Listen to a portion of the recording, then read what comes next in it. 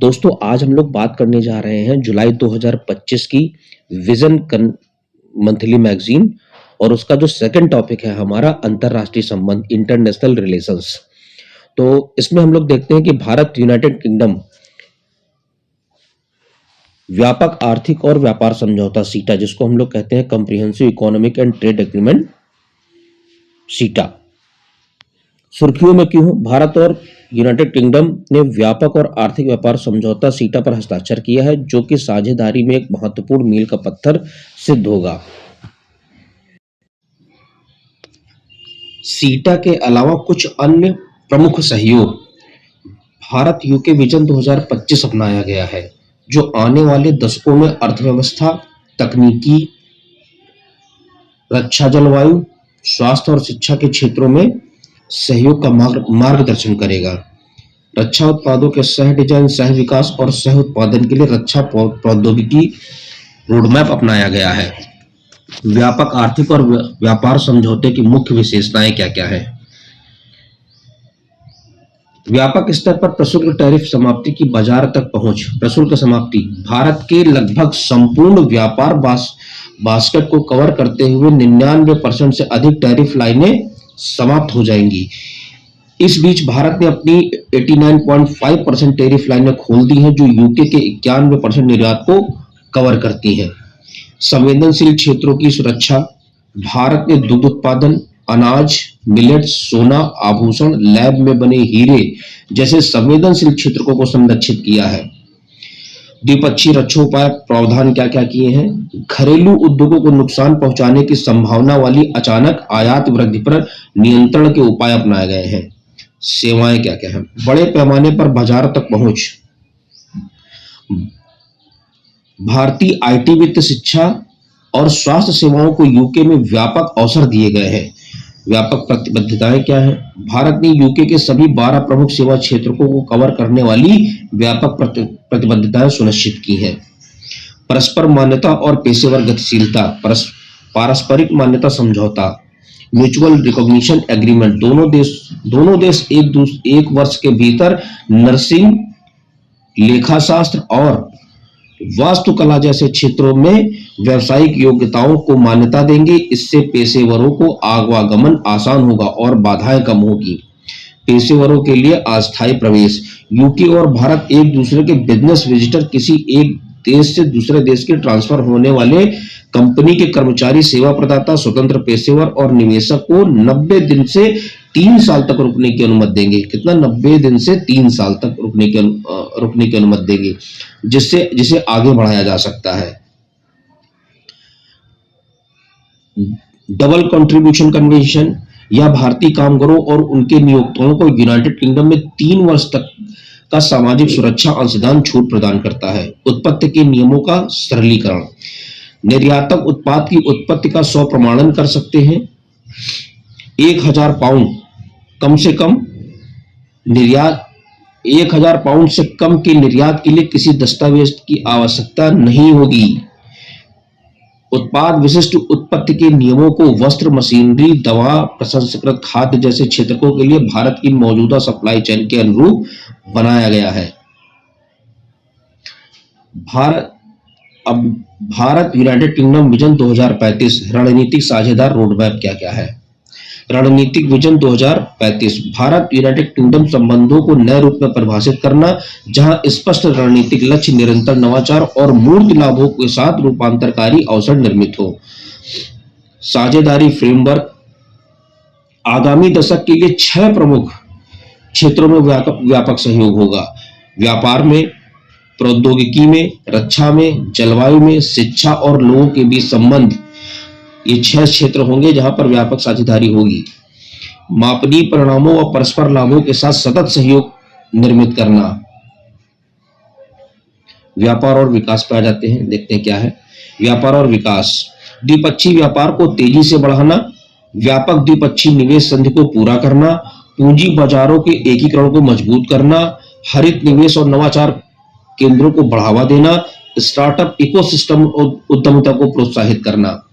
ये विकास और व्यापार की मतलब सिनेरियो है। तकनीकी नवाचार में क्या होगा? एआई और मशीन लर्निंग में साझेदारी होगी। अगली पीढ़ी का दूरसंचार 5G 6G, अभी हम लोग 5G तक इस्तेमाल कर रहे हैं, 5G 6G हो जाएगा। महत्वपूर्ण खनिज और सेमीकंडक्टर में सहयोग होगा। क्वांटम कंप्यूटिंग और जैव प्रौद्योगिकी अनुसंधान होगा। स्वास्थ्य प्रौद्योगिकी और अंतरिक्ष अन्वेषण, यहाँ पर यह सहयोग होगा।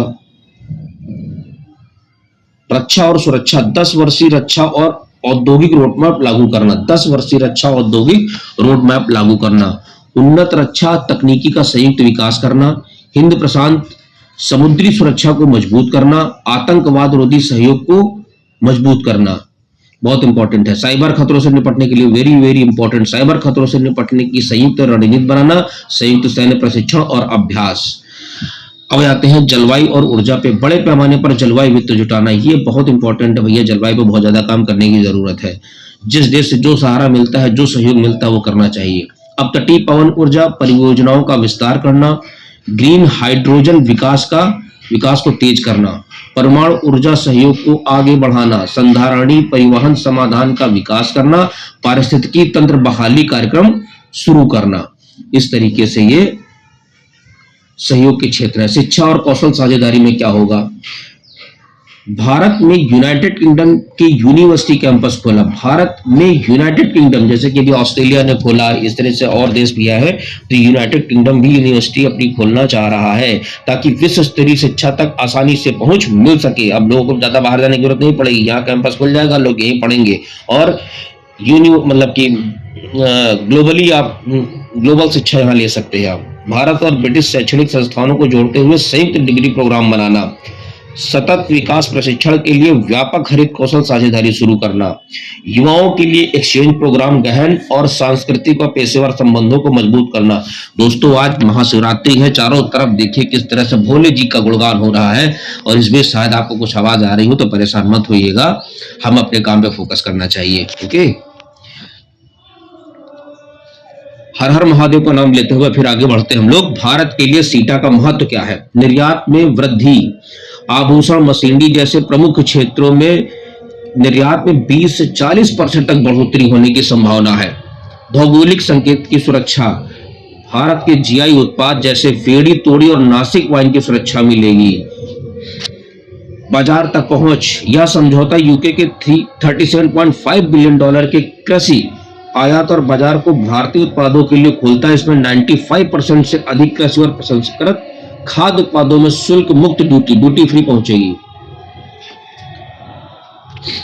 कामगार लाभ, सीटा कामगारों के अधिकारों की रक्षा करता है, जिससे जागरूकता, निष्पक्ष अधिकरणों तक पहुंच और पारदर्शी कार्यान्वयन को शामिल है।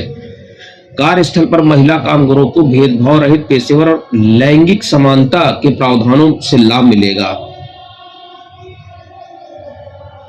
एमएसएमई और क्षेत्रीय विकास, व्यापार बढ़ने से प्रमुख औद्योगिक केंद्रों को फायदा होगा, जैसे तिरुपुर कपड़ा, कोलकाता चमड़ा के लिए, सूरत भरूच रसायन के लिए। तो इस तरीके से एमएसएमई और क्षेत्रीय विकास में भी सहयोग मिलेगा। भारत यूके संबंधों का महत्व का ये वेरी वेरी इंपॉर्टेंट है। आर्थिक सहयोग, भारत और यूके के बीच 56 बिलियन अमेरिकी डॉलर का द्विपक्षीय व्यापार है आज की डेट में, और 2030 तक इसे दोगुना करने का है। मतलब आप ये समझ लीजिए कि 56 से दोगुना कर देंगे 2030 तक। निवेश, यूके भारत में छठा सबसे बड़ा आंतरिक निवेशक है, बहुत इंपॉर्टेंट है। सितंबर 2024 तक यूके ने भारत में कुल 35 बिलियन अमेरिकी डॉलर का निवेश किया हुआ है। भू राजनैतिक सहयोग, भारत और यूके संयुक्त राष्ट्र सुरक्षा परिषद, G20 राष्ट्रमंडल और इंडो पैसिफिक जैसे मंचों पर मिलकर काम करते हैं। यूके यूएनएससी में भारत की स्थायी सदस्यता का, यूनाइटेड नेशन सिक्योरिटी काउंसिल में भारत की स्थायी सदस्यता का समर्थन कौन करता है? यूनाइटेड किंगडम करता है।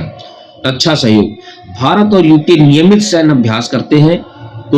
कोंकण में नौसेना अभ्यास और कोबरा वॉरियर वायुसेना और अजय वॉरियर थल सेना, ये सब मिलकर क्या करते हैं? यूके और भारत युद्ध अभ्यास करते हैं। भारतीय प्रवासी, यूके में भारतीयों की बहुत बड़ी आबादी निवास करती है। 2021 की जनगणना के अनुसार वहां पर भारतीय मूल के 18.6 मिलियन लोग रहते हैं। शिक्षा और सहयोग, यूके के कई विश्वविद्यालय भारत में कैंपस खोलने की योजना बना रहे हैं, जैसे साउथहैम्पटन विश्वविद्यालय का गुरुग्राम परिसर, गुरुग्राम में कौन खोल रहा है? यूके खोल रहा है अपना विश्वविद्यालय। शिक्षा नीति के तहत पहला परिसर ऑस्ट्रेलिया ने कहां पर खोला था, ये भी आप लोग जरा बताइएगा, कमेंट करके बताइएगा कि ऑस्ट्रेलिया ने कहां पर खोला था। उसी की तर्ज पे देखिए यूके भी आ रहा है। शिक्षा नीति के तहत पहला परिसर होगा। इस समय लगभग 1.7 लाख भारतीय छात्र यूके में पढ़ रहे हैं। स्वास्थ्य सहयोग की बात करें, उदाहरण के तौर पर यूके की कंपनी एस्ट्राजेनेका और भारत के सीरम इंस्टीट्यूट ने लाइसेंसिंग समझौते के तहत कोविड-19 वैक्सीन का विकास और उत्पादन किया है। स्वास्थ्य देखभाल कार्यबल पर सहयोग के लिए भारत यूके फ्रेमवर्क समझौता नर्सों, समस्त स्वास्थ्य पेशेवरों आदि की भर्ती और प्रशिक्षण का समर्थन करता है। भारत यूके संबंधों में चुनौतियां कौन कौन सी हैं, इसके बारे में देख लेते हैं हम लोग। विदेश नीति में मतभेद, जैसे रूस यूक्रेन संघर्ष पर दोनों देशों की स्थिति अलग अलग है। रूस और यूक्रेन का जो अभी वॉर चल रहा था उनमें मतभेद हो गया है कि मतलब वो कुछ कह रहे हैं, यूके कुछ कह रहा है और इंडिया कुछ कह रहा है। यूके की आंतरिक राजनीति, यूके में कश्मीर और भारत के आंतरिक मामलों पर यूके में कश्मीर और भारत के आंतरिक मामलों पर की गई राजनीतिक बहस और टिप्पणियां कभी कभी तनाव पैदा कर देती हैं तथा प्रवासी भारतीयों के साथ रिश्तों को प्रभावित करती हैं। जाहिर सी बात है, अगर मतभेद रहेगा तो जो लोग वहां रह रहे हैं उनको ऊपर इसका इम्पैक्ट पड़ता है। खालिस्तान अलगाववाद, यूके में खालिस्तान समर्थक तत्वों की गतिविधियों को लेकर भारत चिंतित है क्योंकि उन्हें भारत अपनी संप्रभुता के लिए खतरा मानता है। प्रत्यर्पण संबंधी मुद्दे के यहाँ प्रत्यर्पण संधि होने के बावजूद कानूनी देरी के कारण विजय माल्या जैसे हाई प्रोफाइल भगोड़े यूके में ही रह रहे हैं। इससे दोनों देशों के बीच द्विपक्षीय विश्वास पर असर पड़ता है। अक्सर होता है क्या कि यहाँ लोग धोखाधड़ी करते हैं, लोग वहां भाग जाते हैं, तो वहां क्या करते हैं, वहां उनको शरण मिल जाती है और कोई एक्शन नहीं लिया जाता है उन पे।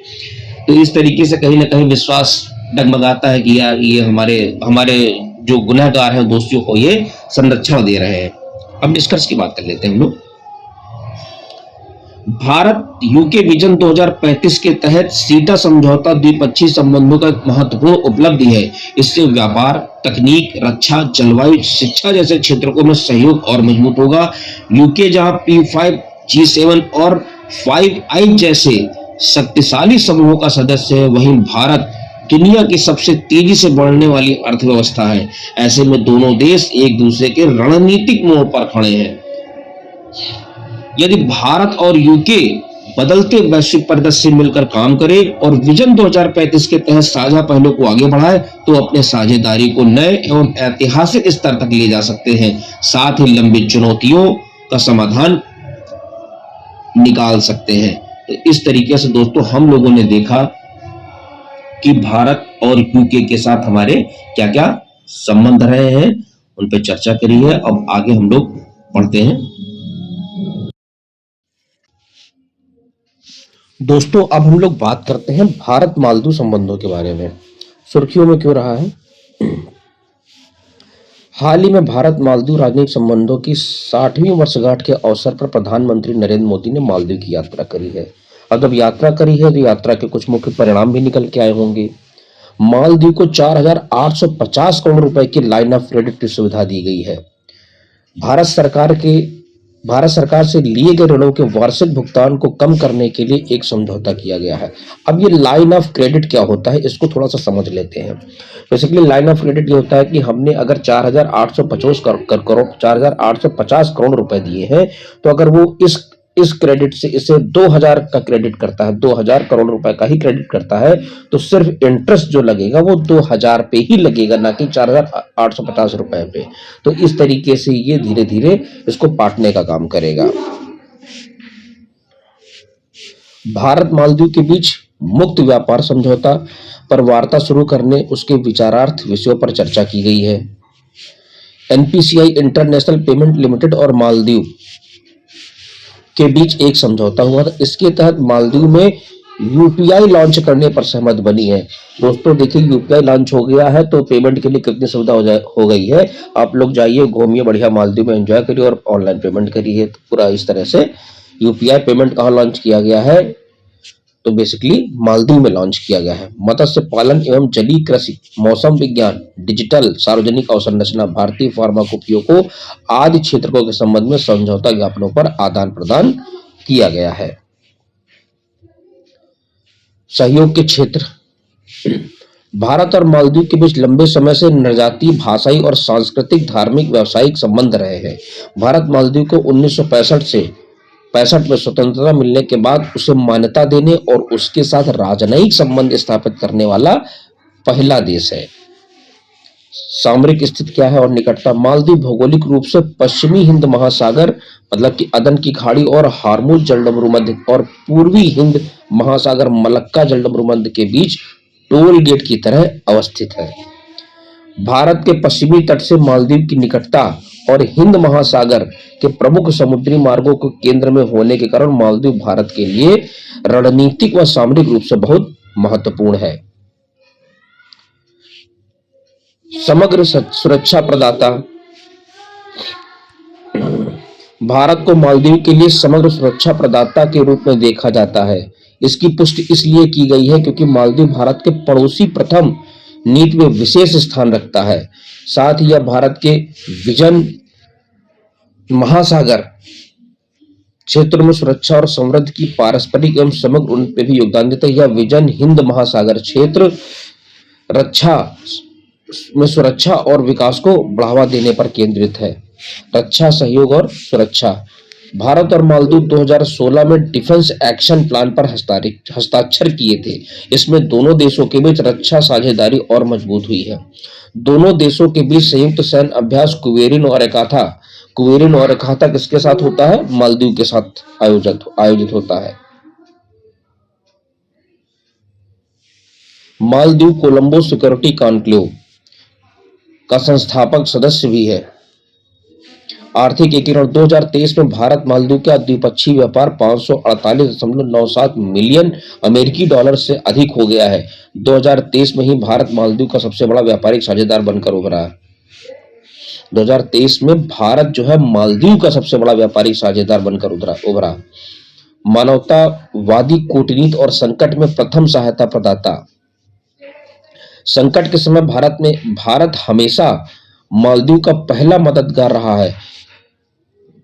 इसमें 1998 के तख्तापलट प्रयास और 2004 की सुनामी, 2014 का माली जल संकट और कोविड-19 महामारी के दौरान तुरंत सहायता दी थी। इन सब इवेंट्स में देखिए जो भी हुआ है उसमें भारत ने हमेशा बढ़ चढ़ के मालदीव को हिस्सा मतलब की मदद भेजी है अपनी। लोगों के बीच व्यापक संबंध, पीपल टू पीपल, मालदीव पर्यटन के लिए भारत अब सबसे बड़ा बाजार बन गया है। केवल 2023 में ही 2.9 लाख से अधिक भारतीय पर्यटन मालदीव गए। अब बात करते हैं द्विपक्षीय संबंधों में उत्पन्न हालिया मुद्दे। मालदीव की आंतरिक राजनीति, मालदीव का राजनीतिक परिवेश मुख्य रूप से भारत समर्थक व चीन समर्थक गुटों में बटा हुआ है। राष्ट्रपति मोइजू के नेतृत्व में रणनीतिक पुनर्गठन, इंडिया आउट कैंपेन के राष्ट्रवादी जनादेश पर निर्वाचित होने के कारण इसने भारत विरोधी जन भावनाओं को और भड़काया। इसके कारण हाइड्रोग्राफिकल सर्वेक्षण रद्द करना पड़ा, भारतीय सैन्य कर्मियों की वापसी जैसी घटनाएं हुई। मालदीव ने अपनी नीति को इंडिया फर्स्ट से बदलकर मालदीव फर्स्ट किया, जिसका उद्देश्य मालदीव की विदेश नीति की विविधता देना है। अब चीन का प्रभाव क्या है मालदीव पे, ये देख लेते हैं। मालदीव 2014 में चीन के बेल्ट एंड रोड पहल BRI में शामिल हुआ और चीन ने कई बड़ी अवसंरचनाओं में निवेश किए। उदाहरण के लिए चाइना मालदीव फ्रेंडशिप ब्रिज का निर्माण हुआ। आर्थिक स्थिरता, विश्व बैंक के अनुसार उच्च राजकोषीय घाटे और जीडीपी की धीमी समृद्धि दर के कारण मालदीव का सार्वजनिक ऋण 2027 तक 135.7 होने का अनुमान है। कट्टरपंथ, साल 2023 में अमेरिका ने मालदीव में मौजूद ISIS और अल-कायदा के वित्तीय सहयोगियों एवं कार्यकर्ताओं को चिन्हित किया था। निष्कर्ष, भारत और मालदीव हिंद महासागर क्षेत्र में साझा चुनौतियों का सामना करते हैं, जिनको दोनों देशों की सुरक्षा एवं विकास पर बहुआयामी प्रभाव पड़ता है। प्राकृतिक साझेदारी होने के नाते दोनों देशों को समुद्री और सुरक्षा सहयोग को बढ़ाने के लिए मिलकर काम करना चाहिए, ताकि भारत एवं मालदीव के लोगों के साथ पूरे हिंद महासागर क्षेत्र के लिए पर्याप्त लाभ हो सके। तो इस तरीके से हम लोगों ने भारत मालदीव संबंधों की चर्चा करी है और अब देखते हैं आगे क्या होता है। अब हम लोग बात करते हैं तीसरा टॉपिक इंटरनेशनल रिलेशंस का। ब्रह्मपुत्र नदी पर चीन की जल विद्युत परियोजना सुर्खियों में क्या है, देखते हैं इसका। China hydro power project on the Brahmaputra river. सुर्खियों में क्यों है? चीन ने तिब्बत में यारलुंग सांगपो, भारत में ब्रह्मपुत्र इसको कहते हैं, इस नदी पर इसने क्या किया? मेडोगो मेगा डैम परियोजना का निर्माण शुरू किया हुआ है। अन्य संबंधित तथ्य, यह परियोजना केवल बिजली उत्पादन तक सीमित नहीं है, बल्कि यह परियोजना तिब्बत के औद्योगिकरण संबंधी बीजिंग के लक्ष्य का भी समर्थन करती है। चीन मेडोग बांध परियोजना को, मेडोग इसको मोतुओ कहते हैं, बांध परियोजना को एक नवीकरणीय ऊर्जा पहल और तिब्बत के लिए आर्थिक प्रोत्साहन के रूप में प्रस्तुत करता है, जो 2060 तक कार्बन तटस्थता के उसके लक्ष्य का समर्थन करती है। मेडोग हाइड्रो पावर प्रोजेक्ट परियोजना के बारे में विस्तार और क्षमता। इसके बनने के बाद यह आकार में चीन की यांगजी नदी पर बने थ्री गॉर्जेस डैम से भी बड़ा होगा। जो चीन में एक थ्री गॉर्जेस डैम बना, वो किस नदी पर ना? यांगजी नदी पे। ये उससे 3 गुना बड़ा होगा।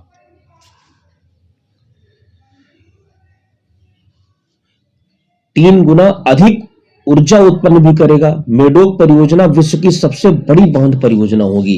जो मेडोक परियोजना होगी विश्व की सबसे बड़ी ये बांध परियोजना होगी। अब इसकी अवस्थिति देख लेते हैं क्या है। यह परियोजना अरुणाचल प्रदेश की सीमा के निकट तिब्बत में यारलुंग सांगपो नदी के ग्रेट बैंड पर निर्मित की जा रही है। ये देखिए, ये देखिए ग्रेट यू बैंड है, उसी के पास में इसको निर्मित किया जा रहा है। अब परियोजना का डिजाइन क्या है?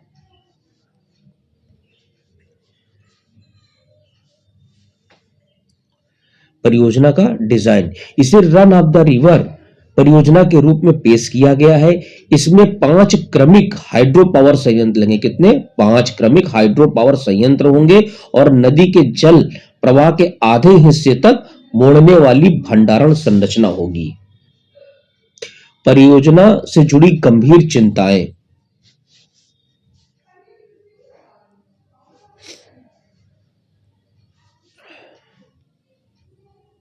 भू राजनीतिक चिंताएं क्या है? प्रवाह में बाधा, नदी के प्रवाह में बदलाव से पूर्वोत्तर राज्यों में कृषि, खाद्य सुरक्षा और जल विद्युत परियोजना प्रभावित होंगी। उदाहरण सियांग नदी आपदा 2000। सियांग नदी पे 2000 में आपदा आई थी, उसमें बहुत सारा नुकसान हुआ था, उसी के बारे में उन्होंने कहा है। सुरक्षा संबंधी जोखिम, दोनों देशों के बीच तनाव के समय इसे संभावित वाटर बॉम्ब के रूप में इस्तेमाल किया जाएगा। भाई जाहिर सी बात है, अगर दोनों देशों के बीच में कोई तनाव हो गया, उसने वो बांध खोलेगा और बहुत सारा नुकसान हो जाएगा। बहुत सारे जो लोकलाइज लोग होंगे वो बह सकते हैं, बहुत हानि होगी जान माल की। तो इस तरीके से वाटर बॉम्ब के रूप में इस्तेमाल कर लेगा चाइना अपने आप में बहुत सारा खुरपेच किया करता है वैसा बैठे बैठे। तो एक तरीके से उसका ये रणनीतिक और ये सब काम रहता है कि हम बॉर्डर लाइन के पास जाकर कोई ना कोई प्रोजेक्ट लगाएं जिससे हमारे देश को नुकसान पहुंचे। वो अक्सर ये करता रहता है। जल संसाधन पर प्रतिस्पर्धा, ब्रह्मपुत्र बेसिन में भारत, चीन, बांग्लादेश के बीच जल संसाधन को लेकर प्रतिस्पर्धा है, जो कि बांध और जल के प्रवाह को मोड़ने वाली परियोजनाओं से प्रेरित है। इसे मानव सुरक्षा और क्षेत्रीय स्थिरता पर खतरा है। पर्यावरण पर प्रभाव, गंगा ब्रह्मपुत्र डेल्टा के आवश्यक तलछट प्रवाह में बाधा उत्पन्न हो सकती है। मछलियों की लगभग 218 प्रजातियों जैसे हिल्सा और महसीर के समक्ष खतरा उत्पन्न हो सकता है। इससे 20 लाख लोगों की आजीविका पर 20 लाख लोगों की आजीविका खतरे में पड़ सकती है। आपदा के प्रति सुभेद्यता, अब क्या है? यह परियोजना भूकंप क्षेत्र 5 में स्थित है, मतलब कि डेंजरस जोन में है। ये भूकंप और भूस्खलन के लिए अत्यधिक संवेदनशील है। ज्ञातव्य है 21 दिसंबर 2024 में तिब्बत में आज 7.5 तीव्रता वाले भूकंप ने बड़े बांधों के टूटने के संभावित खतरे को उजागर किया है। ज्ञातव्य है कि दिसंबर मतलब कि भूकंप बड़े बांध के टूटने के उजागर किया था। भारत और चीन के बीच मौजूदा नदी जल सहयोग तंत्र विशेषक स्तरीय तंत्र 2006 हर वर्ष बाढ़ के मौसम में जुड़े आंकड़े, आपातकालीन प्रोटोकॉल और सीमा पार नदियों से जुड़े मुद्दों पर चर्चा होती है। ब्रह्मपुत्र पर हाइड्रोलॉजिकल डाटा साझा करना।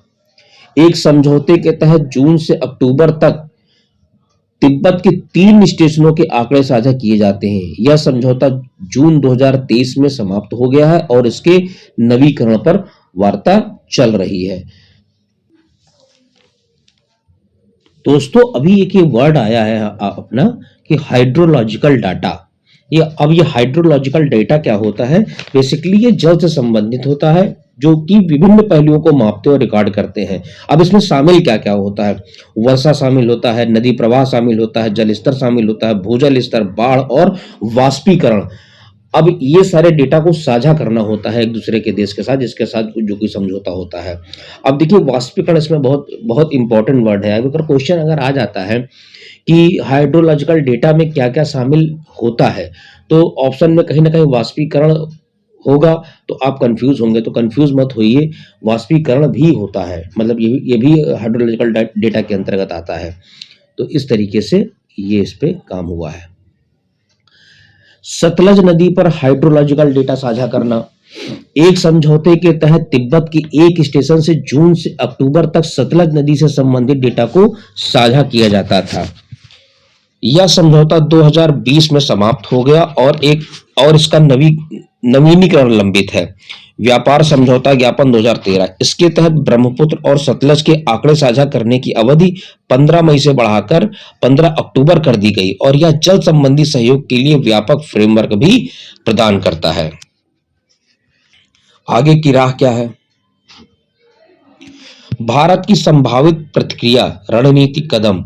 चीन द्वारा ब्रह्मपुत्र नदी के ऊपरी हिस्से पर, ब्रह्मपुत्र नदी का जो ऊपरी हिस्सा है उस पर अपना अधिकार बढ़ाने के खिलाफ प्रतिक्रिया में भारत अरुणाचल प्रदेश में सियांग अपर मल्टीपर्पज प्रोजेक्ट को निर्माण की योजना बना रहा है।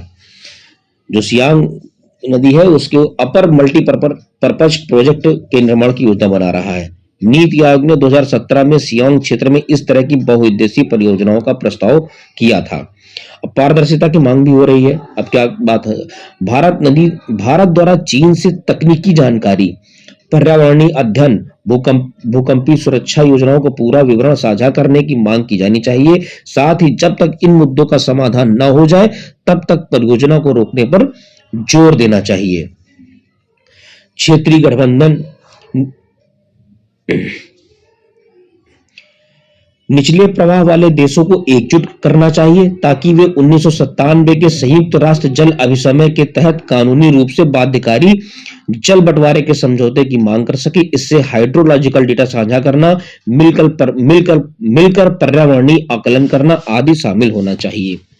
सीमा पार सहयोग। भारत यह प्रयास करे कि नदी जल साझाकरण पर चीन कजाकिस्तान समझौते की तरह ही एक संयुक्त तंत्र विकसित किया जाए ताकि भारत साझा नदियों पर अपने अधिकार सुरक्षित कर सके। नेक्स्ट है जल सुरक्षा ढांचा। ब्रह्मपुत्र, सिंधु और गंगा नदी बेसिन वाले दक्षिण एशियाई देशों के लिए एक साउथ एशिया वाटर नाटो जैसे समूह के गठन का प्रयास किया जाना चाहिए ताकि डेटा की पारदर्शिता, विवाद समाधान और आपदा से निपटने की तैयारी सुनिश्चित कर सके। इसमें भी सामूहिक सुरक्षा का सिद्धांत निहित होना चाहिए। इस दिशा में नाइल बेसिन इनिशिएटिव और मेकांग रिवर कमीशन से सर्वोत्तम पद्धतियों को सीख को अपनाया जा सकता है। अब दोस्तों आप कमेंट करके बता सकते हैं कि नाइल कहां पर है और मेकांग नदी कहां पर है। तो देखते हैं कौन कौन बता पाता है इसको। अब आते हैं निष्कर्ष पे। निष्कर्ष क्या कह रहा है? यार्लुंग सांगपो परियोजना यह दिखाती है कि जल प्रबंधन में तुरंत और मिलजुल कर सहयोग की जरूरत है। यह पारदर्शिता और न्यायपूर्ण जल साझाकरण जैसे नदी के प्रवाह मार्ग में स्थित मध्यवर्ती देशों के गठबंधन या साउथ एशिया वाटर नाटो जैसी व्यवस्था नहीं बनाई जाती तो इससे पर्यावरणीय नुकसान, आर्थिक हानि तथा क्षेत्रीय अस्थिरता पैदा हो सकती है। तो इस तरीके से आप इस टॉपिक को कवर कर सकते हैं। अब हम लोग चलते हैं नेक्स्ट टॉपिक की ओर। तो दोस्तों अब हम लोग बात करने वाले हैं अंतरराष्ट्रीय संबंध में भारत अफ्रीका संबंध। क्या क्या है भारत अफ्रीका संबंध, इसके बारे में देखते हैं, सुर्खियों में क्यों रहा है। हाल ही में भारत के प्रधानमंत्री घाना और नामीबिया जैसे अफ्रीकी देशों की यात्रा पूरी की तथा उन्होंने दोहराया कि अफ्रीका के लक्ष्य ही भारत की प्राथमिकता है, मतलब कि अफ्रीका पर विशेष ध्यान दिया है भारत ने। अन्य संबंधित तथ्य क्या है। प्रधानमंत्री ने घाना की संसद के विशेष सत्र को संबोधित किया। घाना के राष्ट्रपति ने उन्हें देश के सर्वोच्च सम्मान officer of the order of the star of घाना से सम्मानित किया है। तो officer of the order of the star of घाना से सम्मानित किसे किया गया है, प्रधानमंत्री को। तो क्वेश्चन ये आता है कि प्रधानमंत्री को सम्मानित किया गया है कि राष्ट्रपति को, कि कोई और मंत्री किसी विभाग का गया उसको सम्मानित किया गया है। तो यहाँ पर प्रधानमंत्री को सम्मानित किया गया है। प्रधानमंत्री ने घाना भारत संसदीय मैत्री सोसाइटी की स्थापना की का भी स्वागत किया है, जो दिखाता है कि दोनों देश विधायी स्तर पर आपसी संबंध और गहरे करना चाहते हैं।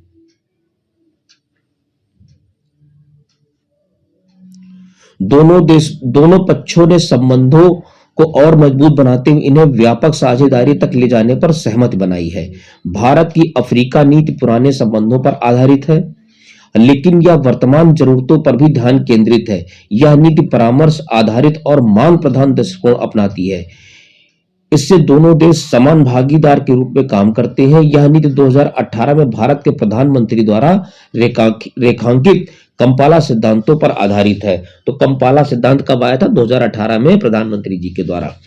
भारत के लिए अफ्रीका का रणनीतिक महत्व क्या है। रणनीतिक व सामरिक और भू राजनीतिक महत्व। अफ्रीका भारत का स्वाभाविक साझेदार है। दोनों ग्लोबल साउथ की चिंताओं को उठाने, संयुक्त राष्ट्र और विश्व व्यापार संगठन जैसे बहुपक्षीय संगठनों में सुधार की मांग तथा शांति व सुरक्षा बढ़ाने के लिए मिलकर काम करते हैं। उदाहरण, अफ्रीकी संघ को G20 की सदस्यता मिलना, जिससे ग्लोबल साउथ की अभिव्यक्ति को मंच मिला और एशिया अफ्रीकी ग्रोथ कॉरिडोर का निर्माण हुआ। तो AAGC, Asia Africa growth corridor की स्थापना कब हुई, 2017 में भारत और जापान ने मिलकर की थी। तो AEGC की स्थापना किसने की, भारत और जापान ने मिलकर की, 2017 में की। इसका उद्देश्य एशिया और अफ्रीका के बीच बेहतर कनेक्टिविटी और सहयोग के जरिए अफ्रीका में सतत एवं समावेशी विकास को बढ़ावा देना है। रक्षा क्षेत्र, भारत और अफ्रीकी देश Indian Ocean Rim Association IORI और इंडियन ओशन कमीशन IOC जैसे क्षेत्रीय संगठनों, मतलब कि IORA और IOC जैसे क्षेत्रीय संगठनों के जरिए अपने सहयोग को बढ़ावा देते हैं। ये इसके अलावा मिलान, कटलेस एक्सप्रेस जैसे बहुराष्ट्रीय नौसैनिक अभ्यासों में भाग लेते हैं। तो कटलेस एक्सप्रेस और मिलान ये क्या है, नौसैनिक अभ्यास हैं जो कि अफ्रीका और इंडिया दोनों मिलकर काम करते हैं इस पे। हाल ही में भारतीय नौसेना ने अफ्रीकी देशों के साथ एक बड़े पैमाने पर बहुपक्षीय नौसैनिक अभ्यास शुरू किया है। इसका नाम अफ्रीका इंडिया की मैरीटाइम इंगेजमेंट है। आर्थिक में देखते क्या क्या है। अफ्रीका एक तरुण और तेजी से शहरीकृत हो रहा बाजार है। यहाँ मौजूद महत्वपूर्ण खनिज cobalt, manganese, rare earth element हम आप लोग बता सकते हैं कितने, वैसे 24 है, वैसे बेसिकली 17 है, बेसिकली 17 है, 24 नहीं 17 है, जिसपे अभी बजट पे देखिए, बजट जो प्रस्तुत हुआ है उस पर इसी रेयर अर्थ एलिमेंट कॉरिडोर बनाने की घोषणा की गई है ना। विनिर्माण और हरित विकास के लिए बहुत महत्वपूर्ण है। अफ्रीका के पास विश्व के 48.1% कोबाल्ट और 47.7% मैग्नीज के भंडार हैं। तो सबसे ज्यादा कोबाल्ट और मैग्नीज के भंडार कहाँ है, अफ्रीका में है। भारत यूरोपीय संघ और चीन के बाद अफ्रीका का तीसरा बड़ा व्यापारिक साझेदार है। तो भारतीय यूरोपीय संघ और चीन के बाद अफ्रीका तीसरा सबसे बड़ा व्यापारिक साझेदार है। व्यापार, भारत से अफ्रीका को मुख्य रूप से खनिज, ईंधन, खाद्य उत्पाद, दवाइयां आदि निर्यात किए जाते हैं। अफ्रीका से भारत कच्चा तेल, हीरा, तांबा आदि का आयात किया जाता है। तो निर्यात क्या क्या होता है? ईंधन, खाद्य उत्पाद और दवाइयां। और आयात क्या होता है? अफ्रीका से कच्चा तेल, हीरा, तांबा आदि का आयात किया जाता है। बाजार तक पहुंच, भारत पहला विकासशील देश है जिसने ड्यूटी फ्री टैरिफ प्रेफरेंस योजना के जरिए अल्प विकसित देशों को गैर पारस्परिक आधार पर शुल्क मुक्त बाजार पहुंच प्रदान की है। भारत की सॉफ्ट पावर कूटनीति, भारतीय तकनीकी और आर्थिक सहयोग तथा भारतीय सांस्कृतिक संबंध परिषद की छात्रवृत्तियां, साथ ही ई विद्या भारती और ई आरोग्य भारती नेटवर्क के जरिए ऑनलाइन शिक्षा एवं टेलीमेडिसिन सेवाएं दी जा रही है। ये प्लेटफॉर्म्स अफ्रीका के कई देशों में क्षमता विकास के प्रमुख मंच है। प्रौद्योगिकी, डिजिटल कनेक्टिविटी भारत और अफ्रीकी देशों के बीच सहयोग का एक नया स्तंभ बनकर उभरा है। उदाहरण के लिए मॉरिशस में यूपीआई और रुपए की शुरुआत। तो मॉरिशस में क्या है? यूपीआई और रुपए की शुरुआत की है इंडिया ने। भारत की इंडिया स्टैक तकनीकों को अफ्रीका के साथ साझा करने का विजन ही हिस्सा है। ऊर्जा सुरक्षा, अफ्रीका में नवीकरणीय ऊर्जा बड़ी संभावना है, जैसे 10 टेराबाइट सौर क्षमता, 100 गीगाबाइट पवन ऊर्जा, 15 गीगावाट भूतापीय ऊर्जा। मतलब कि इतनी क्षमता है कि वहां से प्रोडक्शन किया जा सकता है। भारत द्वारा सह स्थापित अंतरराष्ट्रीय सौर गठबंधन अफ्रीका में मिनी ग्रिड एवं विकेंद्रित सौर ऊर्जा को बढ़ावा देने के लिए पायलट प्रोजेक्ट और वित्तीय तंत्रों जैसे global solar facility, star C initiative, virtual green hydro innovation centre आदि पर काम कर रहा है। अब बात करते हैं कंपाला सिद्धांत क्या है। कंपाला सिद्धांत कब आया था? 2018 में आया था। तो अफ्रीका के साथ भारत के संबंधों के लिए 10 मार्गदर्शक सिद्धांत। पहला क्या है? अफ्रीका के साथ भारतीय सहभागिता को तेज और गहन करना, अफ्रीकी बाजारों तक पहुंच बढ़ाना और अफ्रीका में अधिक निवेश करना, कृषि उत्पादकता बढ़ाना, आतंकवाद से निपटने के लिए समन्वित कार्रवाई करना तथा शांति और सुरक्षा को बढ़ावा देना, स्थानीय स्तर पर क्षमताओं का विकास और अवसरों का सृजन करना, अफ्रीका के विकास का समर्थन करने के लिए डिजिटल उपकरणों का उपयोग करना, जलवायु परिवर्तन की चुनौतियों का समाधान करना, सभी के लिए स्वतंत्र और खुले महासागर, एक न्याय संगत प्रतिनिधि आधारित और लोकतांत्रिक विश्व व्यवस्था स्थापित करने पर सहयोग करना, अफ्रीकी युवाओं की आकांक्षाओं को बढ़ावा देने और मजबूत देने पर सहयोग करना। कंपाला सिद्धांत के ये पार्ट है। भारत अफ्रीका संबंधों की मौजूद चुनौतियां क्या है, इसके बारे में हम लोग देखते हैं। परियोजना के क्रियान्वयन और डिलीवरी में देरी, भारत द्वारा वित्त पोषित कई अवसंरचनात्मक एवं क्षमता विकास परियोजनाएं प्रक्रियागत बाधाओं, धन वितरण की समस्या तथा दूर दराज के अफ्रीकी क्षेत्रों में लॉजिस्टिक संबंधी चुनौतियों के कारण देर से पूरी हो रही हैं। वैश्विक मंचों पर कम प्रतिनिधित्व, अफ्रीकी देशों को अब तक संयुक्त राष्ट्र सुरक्षा परिषद और अन्य वैश्विक निर्णयकारी संस्थाओं में स्थायी प्रतिनिधित्व नहीं मिल पाया है। अन्य साझेदारों से रणनीतिक प्रतिस्पर्धा, भारत की क्षमता विकास और रियायती ऋण व्यवस्था आधारित नीति की सराहना होती है, लेकिन यह कई बार चीन की गति, विस्तार एवं बड़े निवेश के सामने कमजोर दिखाई देती है। सुरक्षा और राजनीतिक अस्थिरता, अफ्रीका के कुछ हिस्सों खासकर साहेल और हॉर्न ऑफ अफ्रीका में कौन कौन से कंट्री हैं, आप लोग बता सकते हैं, देख के कमेंट करके बताइएगा। राजनीति, अशांति तथा संघर्ष एवं आतंकवाद भारतीय कामगारों एवं निवेशों के समक्ष सुरक्षा संबंधी चिंताएं पैदा करते हैं। निष्कर्ष क्या है देख लेते हैं। परंपरागत रूप से अफ्रीका महाद्वीप भारत की विदेश नीति में एक केंद्रीय स्थान रखता आया है और भारत के अफ्रीका में महत्वपूर्ण हित भी हैं। क्षमता विकास, स्थायी स्वामित्व और साझेदारी पर ध्यान देकर तथा नैतिक कूटनीति के जरिए आपसी सद्भावना बढ़ाकर भारत दीर्घकालिक सतत एवं उपनिवेशोत्तर दक्षिण सहयोग का एक ऐसा मॉडल बनाना चाहता है जिससे आत्मनिर्भर कम और विसंगतता ज्यादा हो। तो इस तरीके से हम लोग भारत और अफ्रीका के संबंधों की चर्चा करिए, किन किन किस तरह से हमारे लिए ये महत्वपूर्ण है। तो आगे हम लोग बात करते हैं नेक्स्ट टॉपिक, भारत लैटिन अमेरिकी कार्रवाई का कैरेबियाई के मध्य संबंध।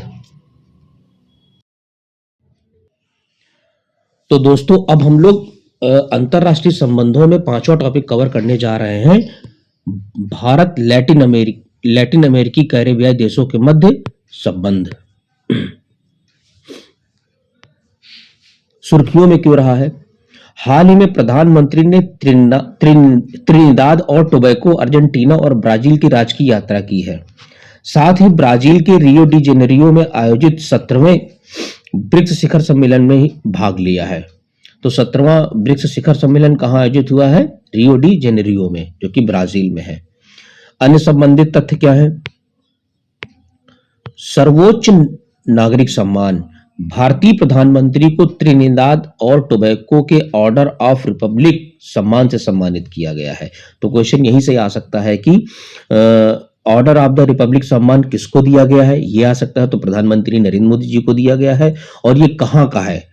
तो आप देख सकते हैं कि त्रिनिदाद और टोबैगो का है। ये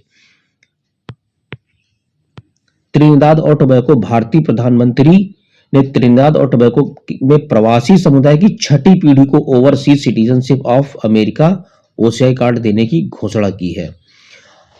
लैटिन अमेरिका और कैरेबियन भारत संबंध का महत्व क्या है? रणनीतिक और व सामरिक पक्ष देख लेते हैं इसका।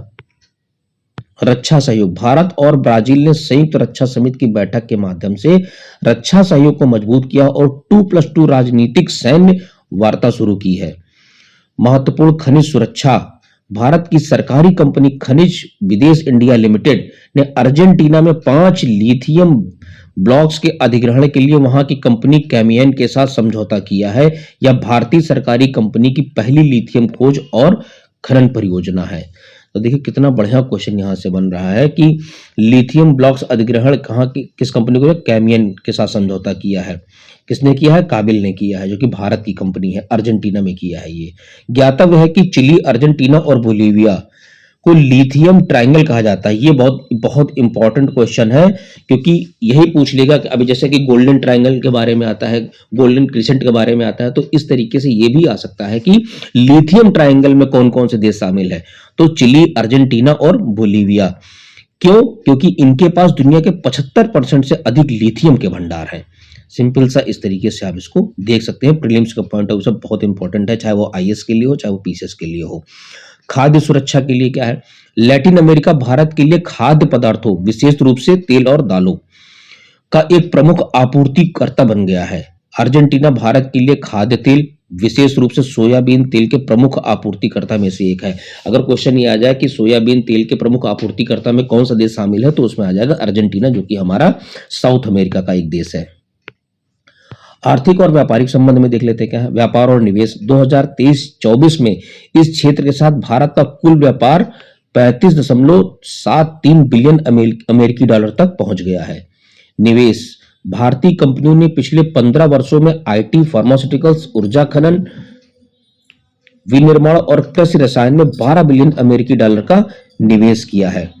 भारत मर्कोसुर के साथ अधिमान्य व्यापार समझौता है, ये भी इंपॉर्टेंट है। ऊर्जा सुरक्षा, भारत द्वारा वेनेजुएला, मैक्सिको और ब्राजील से कच्चे तेल का आयात भारत कहां से करता है? वेनेजुएला से भी करता है, मैक्सिको से भी करता है और ब्राजील से भी करता है। ये इस क्षेत्र से होने वाले भारत के कुल आयात का लगभग 30% है। जलवायु परिवर्तन और नवीकरणीय ऊर्जा, भारत ने कैरिकॉम को 140 मिलियन अमेरिकी डॉलर का लाइन ऑफ क्रेडिट दिया है। हमने पीछे बताया आपको लाइन ऑफ क्रेडिट क्या होता है। कैरिकॉम का मतलब है कैरेबिया समुदाय और साझा बाजार। कितना दिया है? 140 मिलियन अमेरिकी डॉलर लाइन ऑफ क्रेडिट दिया है। इसका उपयोग सौर ऊर्जा में किया जाएगा, नवीकरणीय ऊर्जा और जलवायु परिवर्तन से जुड़ी परियोजनाओं में किया जाएगा। कैरिकॉम कैरिबियन क्षेत्र में आर्थिक एकीकरण और सहयोग बढ़ाने के लिए निर्मित एक क्षेत्रीय संगठन है। भारत ब्राजील के साथ मिलकर बायोफ्यूल मतलब जैव ईंधन के शोध और उत्पादन को बढ़ावा देता है। किसके साथ? ब्राजील के साथ मिलकर। क्वेश्चन आएगा कि बायोफ्यूल के शोध और उत्पादन को बढ़ावा भारत किसके साथ सहयोग के साथ कर रहा है? ब्राजील के साथ। बायोफ्यूचर प्लेटफॉर्म पर काम कर रहा है। क्षेत्रीय और बहुपक्षीय मंचों पर सहयोग।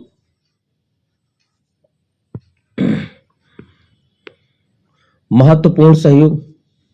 भारत का अर्जेंटीना और ब्राजील के साथ G20 तथा ब्राजील के साथ ब्रिक्स, इप्सा एवं G4 जैसे समूहों को मजबूत सहयोग है। क्षेत्रीय समूह। Bharat community of Latin America and Caribbean states, CARICOM of central American integration system के साथ सक्रिय भागीदारी और बैठकें करता है। मर्कोसुर के बारे में देख लेते हैं। परिचय। लैटिन अमेरिका का एक दक्षिण साझा बाजार है जो स्पेनिश भाषा के मर्कोसुर, मर्केडो कम्युनिन डेल सुर का संक्षिप्त रूप है, जिसका अर्थ है दक्षिणी साझा बाजार। इसकी स्थापना कब हुई थी? 1991 में। तो यही क्वेश्चन आ जाता है कि मर्कोसुर की स्थापना कब हुई? तो 1991 में हुई थी और इसका उद्देश्य वस्तुओं, सेवा और पूंजी और लोगों की मुक्त आवाजाही सुनिश्चित करना है। सदस्य देश कौन है? मर्कोसुर के सदस्य देश, ये क्वेश्चन पूछ सकता है। मर्कोसुर का सदस्य देश कौन सा है? अर्जेंटीना, बोलीविया, ब्राजील, पराग्वे और उरुग्वे। मतलब कि 1 2 3 4 5 देश हैं। अर्जेंटीना, बोलीविया, ब्राजील, पराग्वे और उरुग्वे, और जिसमें कि वेनेजुएला की सदस्यता को फिलहाल निलंबित किया गया। टोटल 6 है, लेकिन वेनेजुएला अभी निलंबित है मर्कोसुर से सदस्य देश से। एसोसिएट सदस्य कौन है? Chile, Colombia, Ecuador, Guyana, Panama, Peru और सूरीनाम। उसका मुख्यालय कहाँ? मोंटेविडियो, उरुग्वे में है। तो ये भी क्वेश्चन आ सकता है कि मर्कोसुर का मुख्यालय कहाँ है? तो मोंटेविडियो, उरुग्वे में है। अब चुनौतियां क्या क्या हैं इसका देख लेते हैं। चीन का प्रभाव। चीन ने लैटिन अमेरिका के साथ मजबूत संबंध स्थापित किए हैं और 2000 के बाद से दोनों देशों को मध्य व्यापार में 35 गुना की वृद्धि दर्ज की गई है। क्षेत्रीय एकीकरण की कमजोरियां। मर्कोसुर के भीतर आंतरिक मतभेद हैं, जैसे ब्राजील और उरुग्वे द्विपक्षीय समझौता करना चाहते हैं, वहीं अर्जेंटीना इससे बाहर निकलने की धमकी देता है। परिवहन की उच्च लागत। भौगोलिक दूरी की सीमित संबंधों के कारण माना जाता है। भौगोलिक दूरी को सीमित संबंधों का कारण माना जाता है। जाहिर सी बात, अगर भौगोलिक दूरी होगी तो वहां आना जाना मुश्किल होता है, इसलिए उसको एक कारण माना जाता है। क्योंकि सीधी हवाई और समुद्री सेवा महंगी एवं अलाभकारी समझी जाती हैं। विदेश नीति में कम महत्व। लैटिन अमेरिका को अक्सर भारत की विदेश नीति के 3 मुख्य दायरों के सबसे आखिरी हिस्से में रखा जाता है। इससे यह स्पष्ट होता है कि इस क्षेत्र को भारत द्वारा सबसे कम प्राथमिकता दी जाती है। अन्य कारण। भाषा संबंधी बाधा, प्रभावशाली प्रवासी समुदाय का अभाव है। अब इसमें देख लेते हैं आगे की राह क्या है। राजनीतिक सहभागिता को प्राथमिकता देना। उच्च स्तरीय वार्ताओं को नियमित रूप से संस्थागत रूप देना चाहिए और लैटिन अमेरिका को विदेश नीति की प्राथमिकताओं में शामिल करना चाहिए। आर्थिक संबंध मजबूत करना। टैरिफ कम करने चाहिए। विनियमों को सरल बनाना चाहिए। मुक्त व्यापार समझौते को आगे बढ़ाना चाहिए ताकि अपनी निवेश को बढ़ावा मिल सके। कनेक्टिविटी बढ़ाना। सीधे समुद्री मार्ग, हवाई मार्ग और एयर फ्रेट, समुद्री मार्ग, हवाई मार्ग और एयर फ्रेट कॉरिडोर विकसित करने चाहिए ताकि लागत कम हो एवं व्यापार का प्रवाह बेहतर हो। तकनीकी सहयोग का विस्तार करना। लैटिन अमेरिका के संसाधनों और भारत की तकनीकी क्षमता का नवीकरणीय ऊर्जा, कृषि, IT एवं जलवायु परिवर्तन से निपटने की क्षमता जैसे क्षेत्रों में उपयोग किया जा सकता है। निजी क्षेत्र को सक्रिय करना। व्यापार मिशनों, नेटवर्किंग प्लेटफॉर्म्स और निवेश प्रोत्साहनों के माध्यम से आपसी निवेश को बढ़ावा देना चाहिए। निष्कर्ष क्या निकल के आता है, इस पे बात करते हैं। भारत व्यापार, निवेश और सांस्कृतिक संबंधों को गहरा करते हुए लॉजिस्टिक संबंधी चुनौतियों को हल करते हुए लैटिन अमेरिका के साथ अपने संबंधों को एक सक्रिय एवं बहुआयामी नीति को मजबूत बना सकता है। लोकतांत्रिक मूल्यों का सहारा लेकर भारत एक सतत साझेदारी बना सकता है जो साझा विकास लक्ष्यों को आगे बढ़ाएगी तथा बदलते वैश्विक परिदृश्य को दोनों क्षेत्रों की स्थिति को मजबूती प्रदान करेगी। और अब बात कर लेते हैं इस पे भारत ब्राजील के बारे में। क्यों सुर्खियों में रहा है, आखिर ये सुर्खियों में क्यों रहा है? हाल ही में भारतीय प्रधानमंत्री का ब्राजील का सर्वोच्च नागरिक सम्मान Grand Collar of the National Order of the Southern Cross भी प्रदान किया गया है। तो क्वेश्चन ये आ सकता है कि Grand Collar of the National Order of the Southern Cross किसे दिया गया है? तो भारतीय प्रधानमंत्री श्री नरेंद्र मोदी जी को दिया गया है। यात्रा के दौरान हस्ताक्षरित प्रमुख समझौते क्या क्या हुए हैं? अंतर्राष्ट्रीय आतंकवाद और अंतर्राष्ट्रीय संगठन अपराध से निपटने में सहयोग, डिजिटल परिवर्तन को बढ़ावा देने के लिए बड़े पैमाने पर डिजिटल तकनीकों का आदान प्रदान पर समझौता ज्ञापन, गोपनीय जानकारी के आदान प्रदान और उनकी सुरक्षा को लेकर समझौता हुआ है। नवीकरणीय ऊर्जा कृषि अनुसंधान में सहयोग के लिए ब्राजील के एम्ब्रापा और भारतीय कृषि अनुसंधान के बीच समझौता ज्ञापन हुआ है। व्यापार वाणिज्य और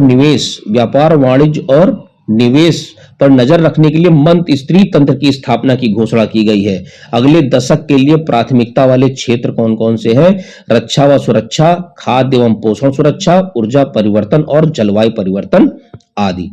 भारत ब्राजील संबंधों के बारे में एक थोड़ा सा और ये आउटलुक देख लेते हैं। क्या है? द्विपक्षीय सहयोग 2006 से दोनों देशों के बीच रणनीतिक साझेदारी रही है। 2006 से वैश्विक सहयोग, ये दोनों देश BRICS, basic, G20, G4, Ipsa जैसे समूहों और UNWTO, यूनेस्को और विपो जैसे बड़े अंतरराष्ट्रीय मंचों पर मिलकर काम करते हैं। व्यापार कितना रहा है 2024-25 में? दोनों देशों के बीच द्विपक्षीय व्यापार कितना रहा? 12.20 अरब अमेरिकी डॉलर तक पहुंच गया था, जिसमें भारत व्यापार अधिशेष की स्थिति में है। बहुत अच्छा है ये। रक्षा सहयोग 2006 के समझौते पर एक संयुक्त रक्षा समिति बनाई गई है। नवीकरणीय ऊर्जा, ब्राजील ग्लोबल बायोफ्यूल अलायंस का सह संस्थापक सदस्य है। तो ये पूछ सकता है ना कि ग्लोबल बायोफ्यूल अलायंस का सह संस्थापक कौन सा है देश? तो ब्राजील है। 2022 में ISA ने समझौते की अभिपुष्टि भी की है। तो इस तरीके से हम लोगों ने भारत ब्राजील संबंध देखा है। तो एक चीज और देख लेते हैं, लैटिन अमेरिका क्या है? लैटिन अमेरिका क्यों बना उसको थोड़ा सा समझ लेते हैं। इसको लैटिन अमेरिका क्यों कहते हैं? तो अगर दोस्तों हम सरल भाषा में इस बात को समझें कि लैटिन अमेरिका कैसे बना और क्यों भरा, तो बेसिकली जो यूरोपीय देश थे, जैसे कि स्पेन था, पुर्तगाल था और फ्रांस था, इसने क्या किया? अमेरिका के कुछ हिस्सों में इसने कब्जा किया और राज करने लगे। और तो वहां की जो भाषा थी, जो माइग्रेट होके आई थी, जो स्पेन से और फ्रांस से, पुर्तगाल से, स्पेन से आई थी, वो यहाँ आके बस गई और यहाँ के लोग क्या करने लगे? इस मूल भाषा का प्रयोग करने लगे। तो यहाँ की जो मूल भाषा निकल के आई वो लैटिन अमेरिका निकल के आई, इसलिए उसको लैटिन अमेरिका कहा जाता है। अगर हम बात करें कि लैटिन अमेरिका में कौन कौन से देश शामिल हैं, तो बहुत बड़ा मेजर पार्ट निकल के आता है कि जो दक्षिण अमेरिका हमारा है, दक्षिण अमेरिका कॉन्टिनेंट है, उसके मोस्ट ऑफ द कंट्रीज हैं वहां पे। तो इस तरीके से दक्षिण अमेरिका के बहुत सारे देश हैं, उसमें Brazil, Argentina, Chile, Peru, Colombia, Venezuela, Ecuador, Bolivia, Paraguay, Uruguay, ये सब जो है दक्षिण अमेरिका के देश हैं, जो कि इसमें है लैटिन अमेरिका में। और कुछ देश जो है मध्य अमेरिका के हैं, जैसे मैक्सिको हो गया, ग्वाटेमाला हो गया, होंडुरास हो गया, El Salvador, Nicaragua, Costa Rica, Panama, ये मध्य अमेरिकी देश हैं। और कैरेबियन कुछ कंट्रीज भी हैं, जैसे क्यूबा हो गया, डोमिनिकन गणराज्य हो गया, हैती होगा, प्लूटोरिको हो गया। तो अगर मोस्ट कहा जाए, समाहित रूप से अगर कहा जाए ना, तो दक्षिण अमेरिका के बहुत सारे देश हैं, मध्य अमेरिका के बहुत सारे देश हैं और कैरेबियन कंट्री के कुछ देश हैं। तो इस तरीके से लैटिन अमेरिका का ये निर्माण हुआ और यहाँ पर इसको लैटिन अमेरिका कहा जाने लगा। तो अपना अपना इंपॉर्टेंस है। इस तरीके से हम लोगों ने कवर किया है। अब चलते हैं हम लोग नेक्स्ट टॉपिक की ओर। तो दोस्तों अब हम लोग चलते हैं अंतरराष्ट्रीय संबंध में। छठा टॉपिक हमारा ब्रिक्स, रियो डी जेनेरियो घोषणा पत्र। सुर्खियों में क्यों रहा है? 17वें ब्रिक्स शिखर सम्मेलन में ब्रिक्स नेताओं ने अधिक समावेशी और सतत शासन के लिए ग्लोबल साउथ सहयोग को मजबूत करना शीर्षक से रियो डी जेनेरियो घोषणा पत्र पर हस्ताक्षर किए हैं। ब्रिक्स शिखर सम्मेलन से संबंधित बिंदु क्या है? भागीदारी। यह पहला शिखर सम्मेलन था जिसमें ब्रिक्स के सभी 11 पूर्ण सदस्य देश और 10 साझेदार देश शामिल हुए।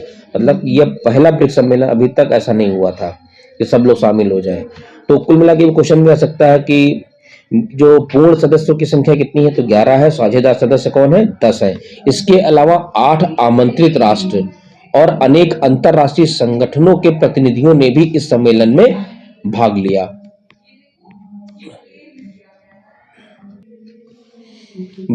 ब्रिक्स के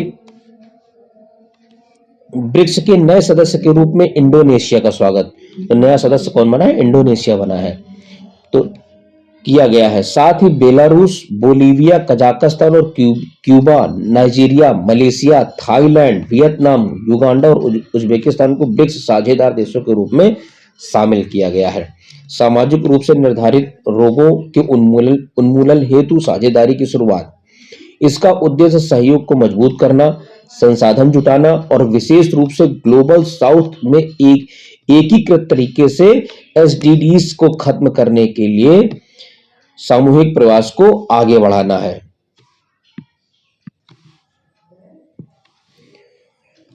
एसडीडी का सीधा संबंध गरीबी, असमानता और निम्न जीवन स्तर से है, जो सतत विकास, आर्थिक स्थिरता और वैश्विक कल्याण सुनिश्चित करने में बड़ी बाधा है। ब्रिक्स नेताओं का जलवायु वित्त पर फ्रेमवर्क घोषणा पत्र क्या है? यह घोषणा पत्र अगले 5 वर्षों के लिए ऐसा रोडमैप प्रस्तुत करता है जो ब्रिक्स की क्षमता को जलवायु परिवर्तन से निपटने के लिए संसाधन जुटाने की दिशा में स्थानांतरित कर सके। ब्रिक्स नेताओं का एआई ग्लोबल गवर्नेंस पर घोषणा पत्र इसके प्रमुख सिद्धांतों में डिजिटल संप्रभुता, संयुक्त राष्ट्र आधारित बहुपक्षवाद, जिम्मेदारी पूर्ण विकास, निष्पक्ष प्रतिस्पर्धा, समानता आधारित डेटा गवर्नेंस, खुले एवं संसाधन उपयोग दक्षता आधारित आधारभूत मॉडल, पर्यावरण संधारणीयता और भरोसेमंद नैतिक एआई शामिल है। ब्रिक्स नेताओं का जलवायु वित्त पर फ्रेमवर्क घोषणा पत्र। जलवायु वित्त घोषणा लक्ष्य क्या है? विकसित देशों से कहा गया है कि 2035 तक विकासशील देशों को प्रति वर्ष 300 बिलियन अमेरिकी डॉलर की वित्तीय सहायता उपलब्ध कराने की प्रतिबद्धता पूरी करनी चाहिए।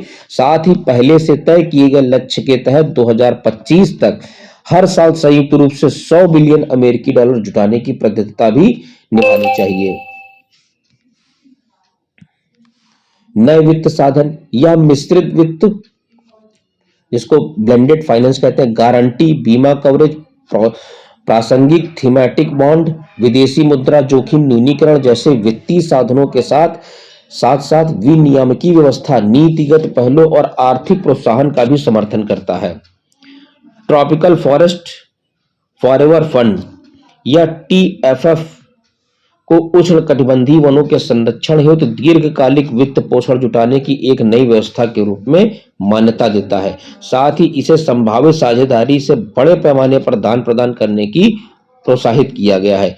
इस फंड की शुरुआत संयुक्त अरब अमीरात में आयोजित COP28 में हुई, जिसका उद्देश्य उष्णकटिबंधीय वनों वाले देशों को बड़े पैमाने पर पूर्वानुमानित और प्रदर्शन आधारित भुगतान प्रदान करना है, ताकि इन वनों को संरक्षित और विस्तारित किया जा सके। इस फंड से सरकारी निवेश और निजी पूंजी दोनों को जोड़ा जाएगा, जिससे हर साल लगभग 4 बिलियन अमेरिकी डॉलर जुटाने का लक्ष्य पूरा हो सके। ब्रिक्स और ग्लोबल साउथ सहयोग। रियो डी जेनेरियो घोषणा पत्र ग्लोबल साउथ के हितों की रक्षा के लिए ब्रिक्स के सामूहिक संकल्प को रेखांकित करता है। ग्लोबल गवर्नेंस को मजबूत बनाना। घोषणा पत्र में विश्व में विभिन्न विषयों पर निर्णय लेने की प्रक्रियाओं और संरचनाओं में विकासशील देशों की भागीदारी की बात कही गई है। इसमें संयुक्त राष्ट्र की एजेंसियों के कार्यकारी प्रमुखों के पद पर चयन, पारदर्शी और समावेशी तरीका अपनाने तथा सभी क्षेत्रों तथा महिलाओं को समान प्रतिनिधित्व देने की मांग की गई है। इस घोषणा पत्र में संयुक्त राष्ट्र के व्यापक सुधारों की मांग की गई है, इसमें सुरक्षा परिषद के सुधार भी शामिल है।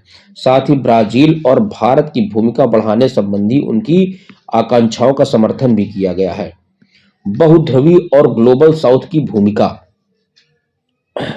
घोषणा पत्र में ग्लोबल साउथ के महत्व पर बल दिया गया है। ग्लोबल साउथ के महत्व पर बल दिया, जो विशेष रूप से बढ़ते भू राजनीतिक तनाव, आर्थिक मंदी, तीव्र तकनीकी स्थानांतरण, संरक्षणवादी नीतियों जैसे बड़ी चुनौतियों के बीच सकारात्मक परिवर्तन का वाहक है। ब्रिटेन वुड्स संस्थाओं में सुधार। घोषणा पत्र में शासी संरचना में सुधार करने, योग्यता आधारित समावेशी चयन प्रक्रियाओं को अपनाने तथा अलग अलग क्षेत्रों को प्रतिनिधित्व देने की बात कही गई है। व्यापार प्रणाली, इसमें एक तरफा टैरिफ और गैर टैरिफ उपायों की वृद्धि पर चिंता व्यक्त की गई है। साथ ही विश्व व्यापार संगठन को अपने केंद्र में रखते हुए नियम आधारित, खुले, पारदर्शी, निष्पक्ष, समावेशी, न्यायसंगत, भेदभाव रहित, सर्वसम्मति आधारित द्विपक्षीय व्यापार प्रणाली के समर्थन को दोहराया गया है। अंतर्राष्ट्रीय आर्थिक सहयोग घोषणा पत्र में ब्रिक्स आर्थिक साझेदारी 2030 की रणनीति को अंतिम रूप देने पर बल दिया गया है और निवेशकों को जोखिम को कम करने के लिए न्यू डेवलपमेंट बैंक के भीतर ब्रिक्स बहुपक्षीय गारंटी पायलट प्रोजेक्ट की चर्चा शुरू की गई है। निष्कर्ष,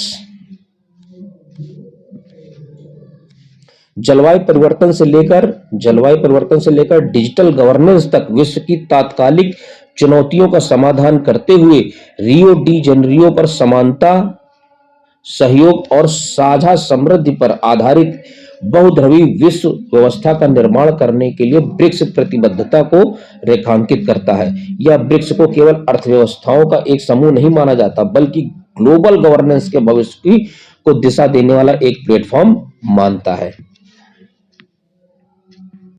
तो इस तरीके से हम लोगों ने ये अंतरराष्ट्रीय संबंध का छठा टॉपिक भी कवर किया है। तो अब आगे देखते हैं कौन सा टॉपिक है। तो दोस्तों, अब हम लोग आ चुके हैं अंतरराष्ट्रीय संबंध में, सातवां टॉपिक है ऑकुस। चलिए बात करते हैं ऑकुस के तहत गीलोन ट्रीटी। तो ये ऑकुस क्या है? ऑकुस बेसिकली ऑस्ट्रेलिया, यूनाइटेड किंगडम और यूनाइटेड स्टेट ऑफ अमेरिका के तहत गीलोन ट्रीटी है। तो इसके बारे में क्या क्या कहा गया है, सुर्खियों में क्यों है?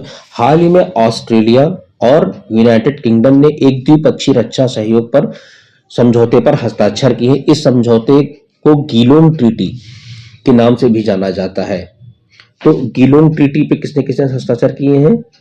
ऑस्ट्रेलिया और यूनाइटेड किंगडम ने द्विपक्षीय रक्षा सहयोग पर हस्ताक्षर किए हैं। यह समझौता ऑकुस के पिलर 1 के तहत अगले 50 वर्षों के लिए किया गया है। गीलोन ट्रीटी के बारे में, इसे nuclear powered submarine partnership and collaboration treaty के नाम से भी जाना जाता है। इसका उद्देश्य यूरो अटलांटिक और हिंद प्रशांत क्षेत्र में स्थिरता और सुरक्षा को बढ़ावा देना है।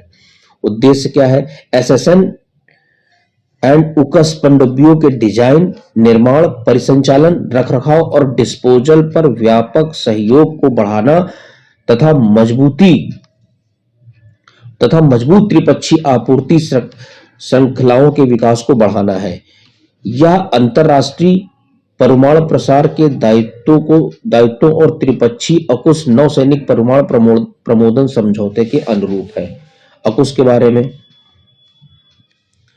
यह ऑस्ट्रेलिया, यूनाइटेड किंगडम और संयुक्त राज्य अमेरिका के बीच 2021 में शुरू हुआ था, किया गया एक समझौता है। इसके निम्नलिखित 2 पिलर है। पिलर 1, इसमें 3 सदस्य देशों की जहाज निर्माण क्षमताओं के विकास पर बल दिया गया है।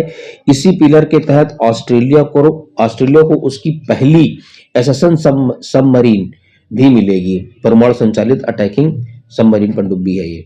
पिलर 2 में क्या कहा गया है? इसमें 8 एडवांस सैन्य क्षमता क्षेत्रों से संयुक्त विकास को बढ़ावा दिया जाएगा। इसमें ऑटोमेशन, आर्टिफिशियल इंटेलिजेंस, इलेक्ट्रोमैग्नेटिक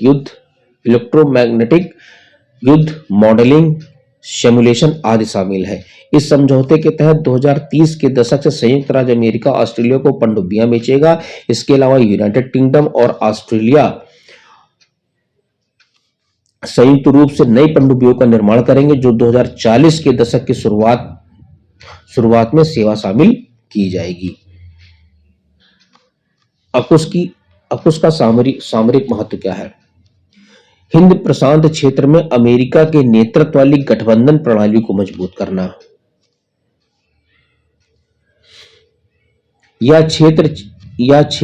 क्षेत्र में चीन के बढ़ते प्रभाव को कम करने के लिए महत्वपूर्ण है। साथ ही यह फोरम इस क्षेत्र में अमेरिका का अपने सहयोगियों और अपने हित की रक्षा के लिए की गई प्रतिबद्धता को भी दर्शाता है।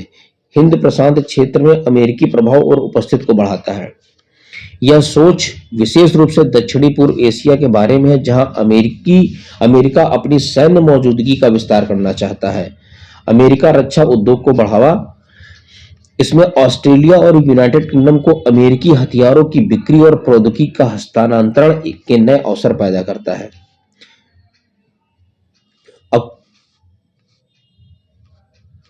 अकुश के समक्ष अवसर और चुनौतियां क्या क्या है? अकुश के समक्ष अवसर और उसके चिंताएं क्या है? अवसर क्या है? सफलता की उच्च संभावना। अकुश देशों के बीच आपसी विश्वास का स्तर बहुत ज्यादा है। उदाहरण के लिए फाइव आइज अलायंस के माध्यम से खुफिया जानकारी साझा करना। नेक्स्ट, हिंद प्रशांत क्षेत्र में क्वाड का पूरक बनते हुए हार्ड पावर पर ध्यान केंद्रित करना, जहां क्वाड और अकुश दोनों का उद्देश्य साझा सुरक्षा चुनौतियों का समाधान करना है, वहीं अकुश के विशेष रूप से हार्ड पावर पर केंद्रित है। अब इसकी चुनौतियां क्या क्या है, चुनौतियों के बारे में देख लेते हैं। संयुक्त राज्य अमेरिका द्वारा समीक्षा। अमेरिका ने अकुश त्रिपक्षीय सुरक्षा समझौते की समीक्षा शुरू कर दी है। इसके अलावा ऑस्ट्रेलिया पर अमेरिका ने दबाव बनाया है कि वह अपने रक्षा व्यय को बढ़ाकर सकल घरेलू उत्पाद के 3.5 तक करे। उसने हिंद प्रशांत क्षेत्र की सुरक्षा का अधिक भार सभी के बीच साझा करने का भी वकालत की है। क्वाड को कमजोर कर सकता है। कुछ विशेषज्ञों का मानना है कि अकुश के उभरने से क्वाड की प्रासंगिकता समाप्त हो सकती है। भारत अक्सर सैन्य गठबंधनों से दूरी बनाए रखने की वजह से क्वाड की पूर्ण सुरक्षा क्षमता का महत्वाकांक्षा को सीमित करने वाला देश माना जाता है।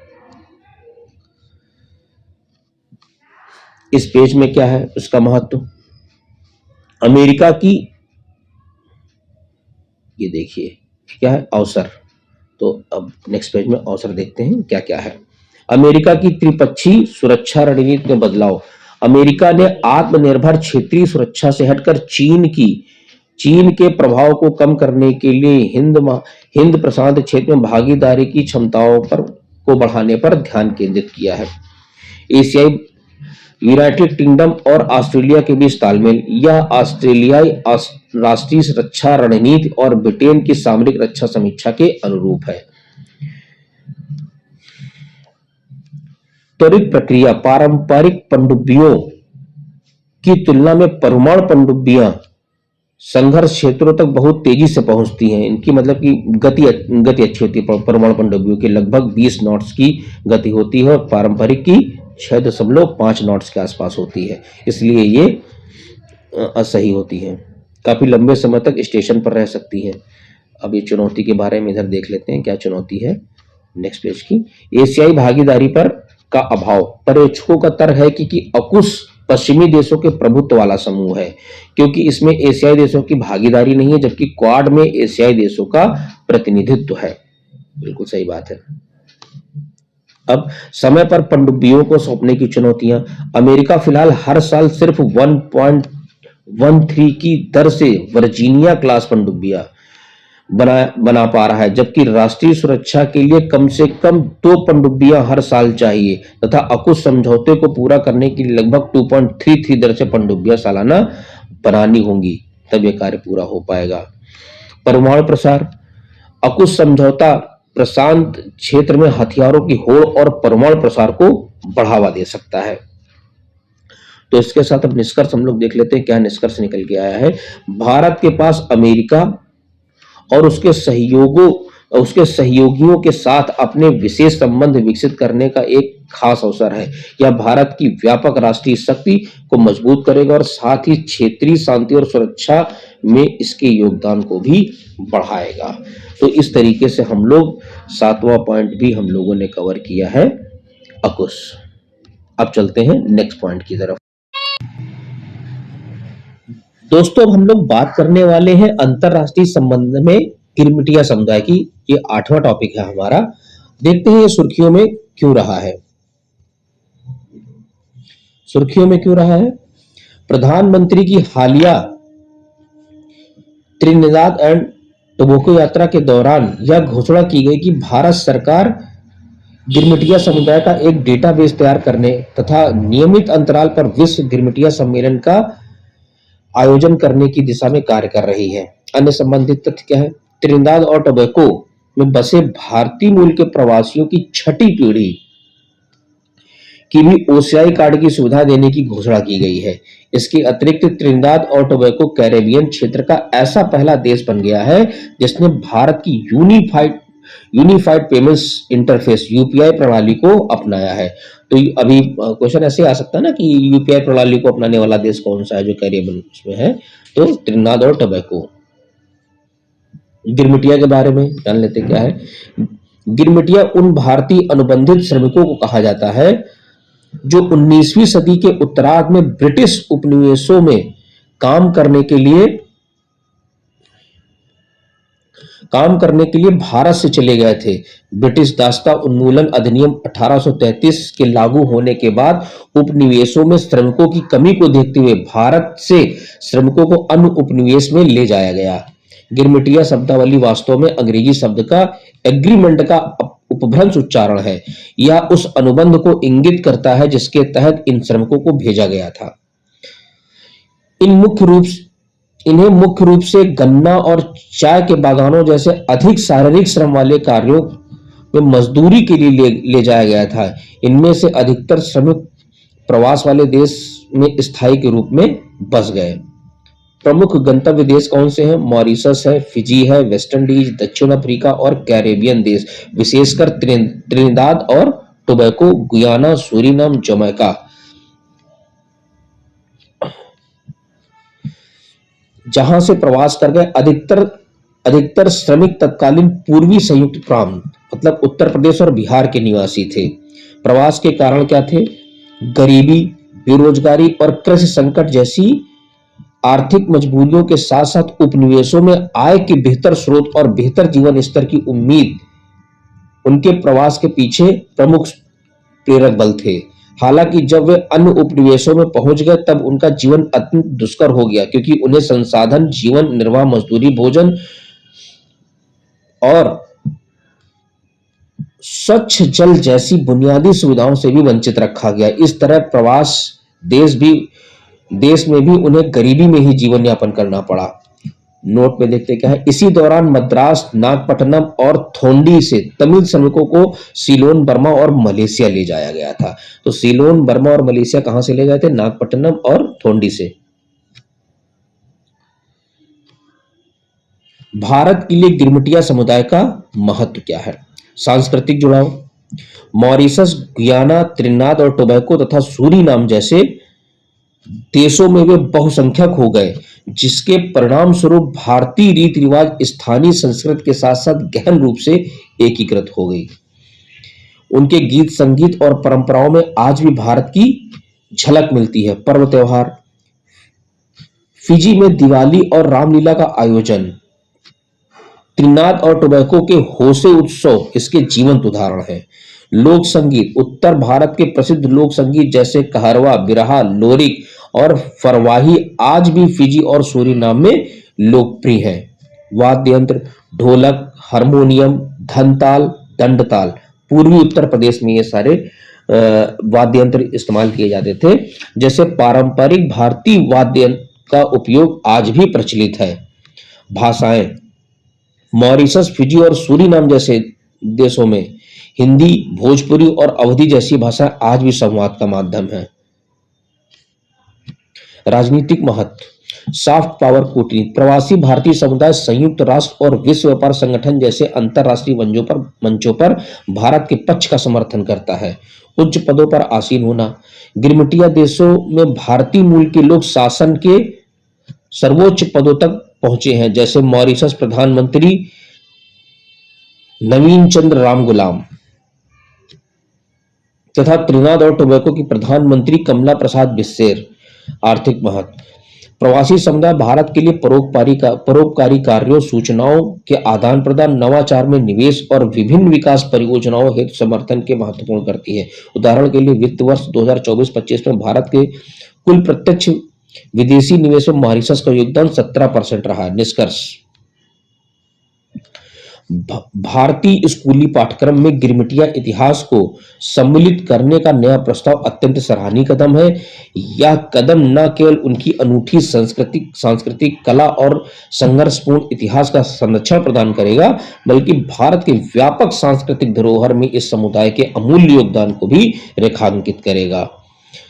तो इस तरीके से हम लोगों ने देखा गिरमिटिया समूह के बारे में, और हम लोगों ने अंतरराष्ट्रीय संबंधों का ये 8वां टॉपिक कंप्लीट कर लिया। अब आगे देखते हैं। अब हम लोग बात करने वाले हैं अंतरराष्ट्रीय संबंध की संक्षिप्त सुर्खियां। ये नवा टॉपिक है अपना, तो इस पे हम लोग बात करते हैं। संक्षिप्त सुर्खियां: Kaladan multi modal transit transport project. केंद्रीय पोत परिवहन मंत्री के अनुसार केएमटीटीपी 2027 तक चालू होगा।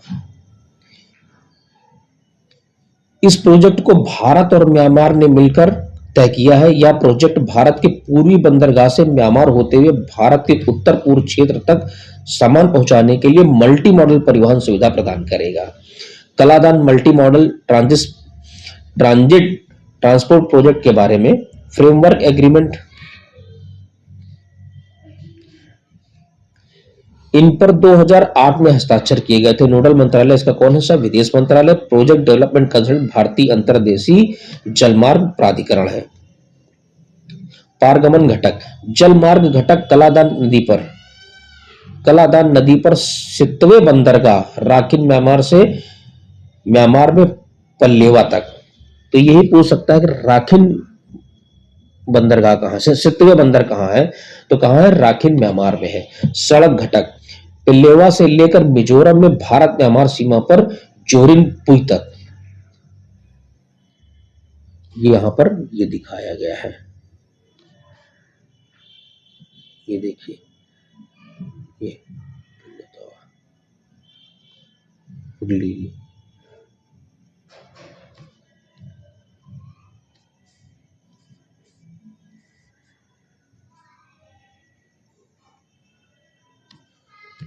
भारत के लिए केएमटीटीपी का महत्व क्या है? उत्तर पूर्वी क्षेत्र का भौगोलिक अलगाव समाप्त करेगा। यह क्षेत्र चिकन स्नैक केवल 21 किलोमीटर का संकीर्ण गलियारा है, जो सिक्किम वाला जो पार्ट है, जो इसको जोड़ता है वेस्ट बंगाल से, के माध्यम से शेष भारत को से जुड़ा हुआ है और शेष चारों ओर से अंतरराष्ट्रीय सीमाओं से घिरा हुआ। यह प्रोजेक्ट इस अलगाव को कम करेगा।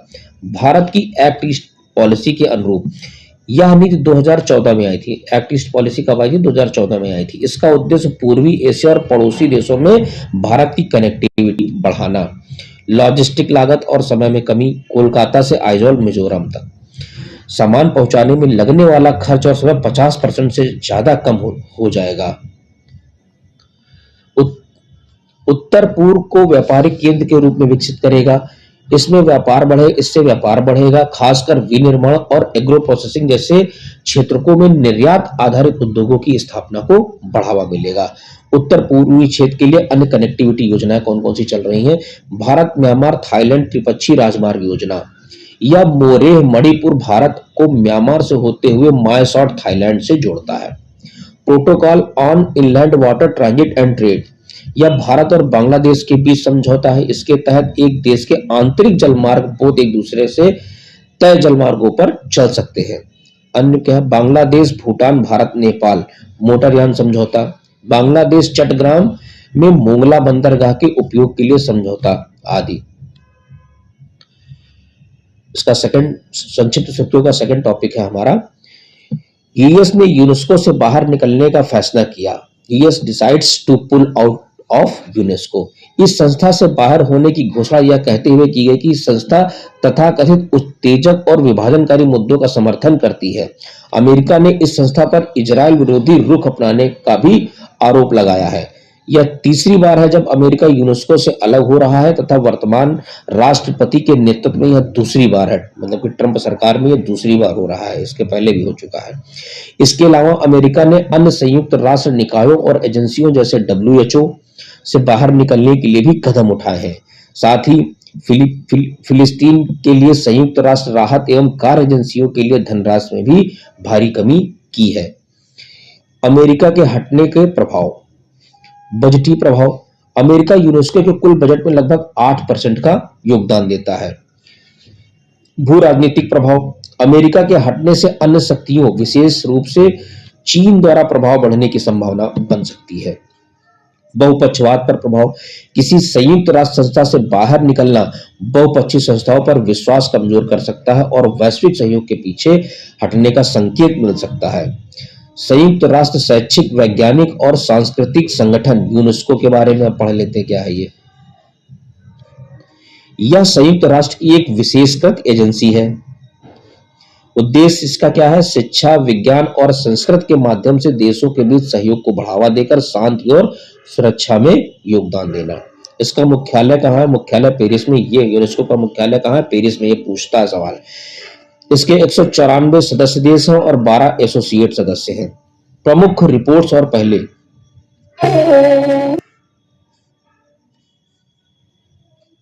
वैश्विक शिक्षा निगरानी रिपोर्ट, विश्व में अभिव्यक्ति की स्वतंत्रता और मीडिया विकास की प्रवृत्तियों पर रिपोर्ट, यूनेस्को विश्व धरोहर स्थल, ह्यूमन एंड बायोस्फीयर कार्यक्रम। नेक्स्ट है हमारा group of friends. Group of friends में देखते हैं क्या है।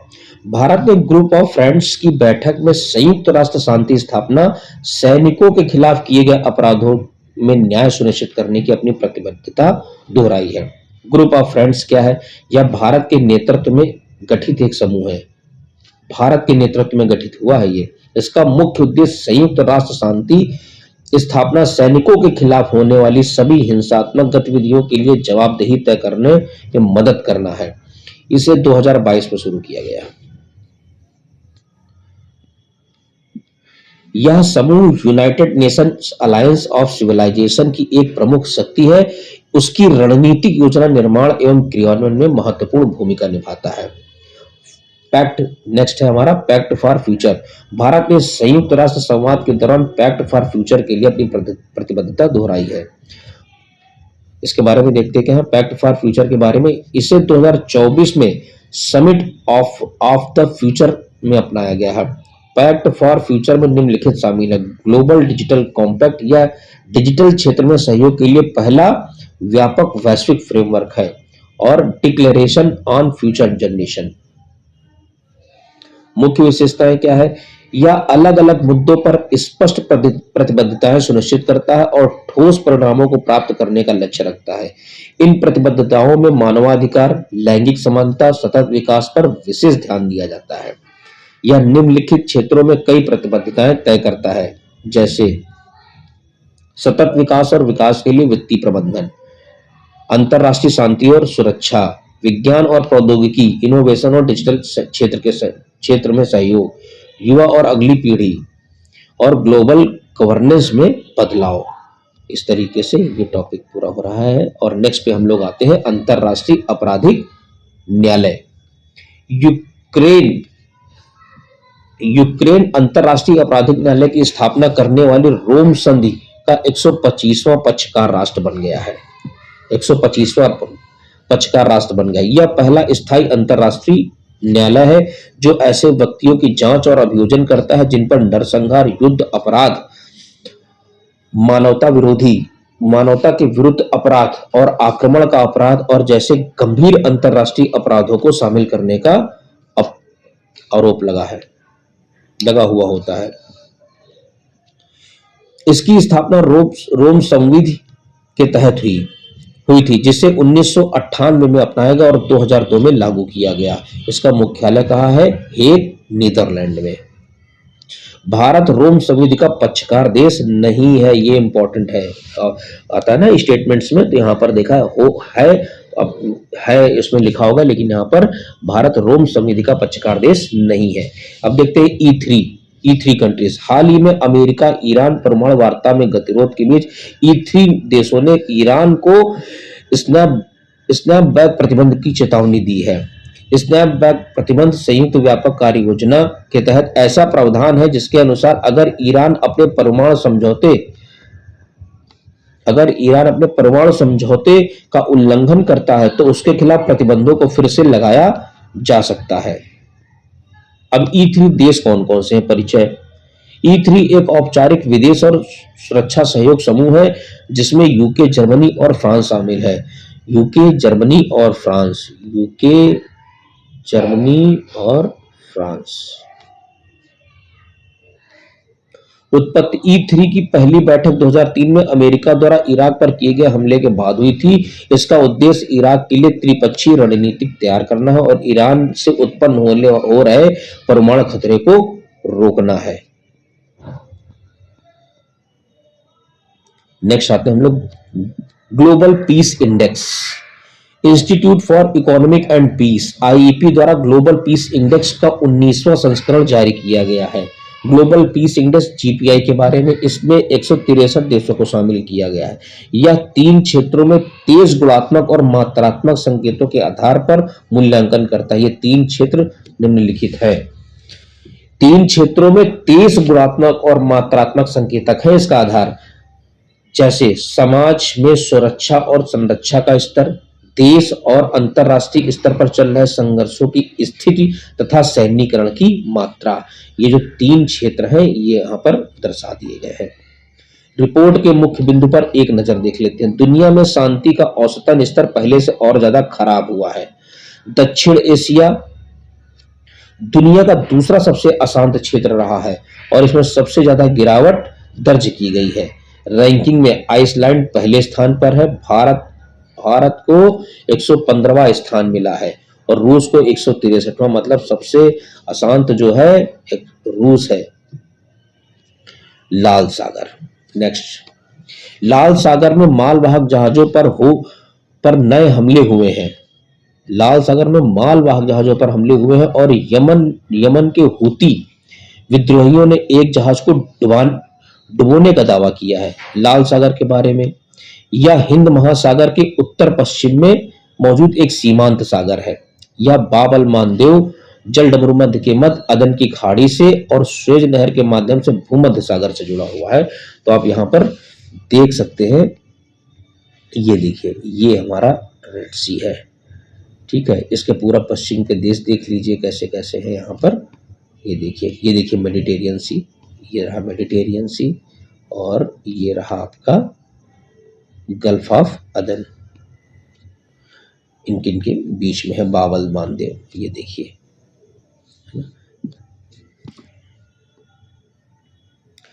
तटीय देश कौन कौन से हैं? पश्चिम में मिस्र, सूडान और इरिट्रिया। पश्चिम में देखिए ये क्या है, पश्चिम में मिस्र हो गया, सूडान हो गया और ये हो गया इरिट्रिया। पूरब में सऊदी अरब और यमन। पूरब में आ जाते हैं हम लोग, पूरब में आते हैं हम लोग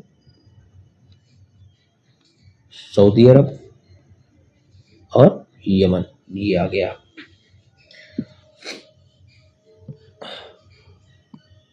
उत्तर भाग में विभाजन। लाल सागर अपने उत्तरी भाग में 2 भागों में विभाजित हो जाता है, स्वेज की खाड़ी और अकाबा की खाड़ी। उत्तर पूर्व में अकाबा की खाड़ी है। इसमें विश्व का सबसे अधिक खारा समुद्री जल पाया जाता है। लाल सागर क्षेत्र में बहुत ही कम वर्षा होती है तथा इसमें नदियों के माध्यम से जल भी नहीं पहुंच पाता है। New Caledonia. फ्रांस ने न्यू कैलेडोनिया को अधिक स्वायत्तता देने के लिए एक समझौता किया है, समझौते की घोषणा की है। इस समझौते के अनुसार न्यू कैलेडोनिया को एक स्टेट ऑफ न्यू कैलेडोनिया का दर्जा मिलेगा, जो फ्रांसीसी गणराज्य के भीतर एक अर्ध स्वायत्त प्रशांत क्षेत्र होगा। इस क्षेत्र को अधिक स्वायत्तता मिलेगी लेकिन पूर्ण स्वतंत्रता नहीं मिलेगी। न्यू कैलेडोनिया के बारे में अवस्थित क्या है इसकी देखते हैं। यह प्रशांत महासागर में एक फ्रांसीसी ओवरसीज क्षेत्र है। ये देखिए न्यू कैलेडोनिया, ये देखिए ये फ्रांसीसी ओवरसीज क्षेत्र है बेसिकली। इतिहास, 1840 के दशक के दौरान द्वीपवासियों को यूरोपीय व्यापारियों द्वारा गुलाम बनाने के लिए या गन्ने के खेतों में जबरन श्रमिकों के रूप में काम करने के लिए अपहरण किया गया। जहां देखो ये लोग अपहरण ही करते रहते हैं। 1853 में फ्रांस ने इस द्वीप को अपने अधीन कर लिया। वर्तमान स्थिति क्या है, इस द्वीप के देशज कनक समुदाय और यूरोपीय निवासियों के लिए स्वतंत्रता के मुद्दे को लेकर गहरा मतभेद है। नेक्स्ट हम लोग आते हैं M23 विद्रोही। हाल ही में रवांडा समर्पित M23 विद्रोही समूह और डेमोक्रेटिक रिपब्लिक ऑफ कांगो के पूर्वी कांगो में स्थित यह युद्ध विराम के लिए प्रतिबद्धता जताई है। M23 विद्रोहियों के बारे में क्या है? M23 को मार्च 30 मूवमेंट भी कहा जाता है। यह मुख्य रूप से तुत्सी नरजाति समुदाय का सशस्त्र विद्रोही समूह है। यह समूह खनिज संपदा समूह पूर्वी डेमोक्रेटिक रिपब्लिक ऑफ कांगो में कांगो सेना के खिलाफ लड़ रहा है। इस विद्रोही समूह का नाम वास्तव में 23 मार्च 2009 को हुए उस समझौते से जुड़ा है जो तुत्सी नेतृत्व वाले विद्रोही समूह के CNDP और कांगो सरकार के बीच तुत्सी विद्रोह को समाप्त करने के लिए हुआ था। CNDP के पूर्व सदस्यों ने 2009 के समझौते के क्रियान्वयन में विफलता, अल्पसंख्यकों की सुरक्षा और संसाधनों का समान वितरण मुद्दे को लेकर वर्ष 2012 में M23 मूवमेंट की शुरुआत की थी। आप यहाँ देख सकते हैं M23 एरिया ये है जो अपना रेड से दिखाएगा। ये देखिए ये एरिया, ये जितना भी एरिया है।